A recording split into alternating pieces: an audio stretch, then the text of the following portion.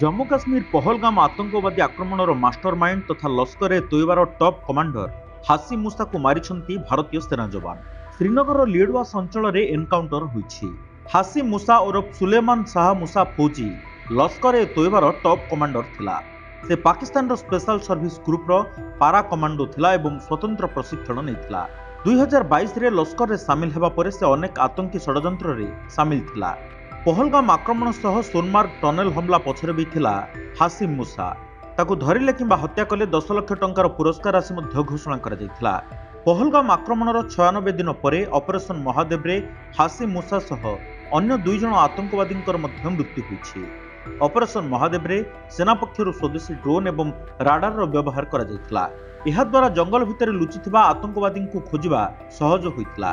राति रे ड्रोन आतंकवादी गतिविधि उपरे नजर रखिथिबा बेले आईईडी निष्क्रिय करने रोबोट व्यवहार करा जायथिला।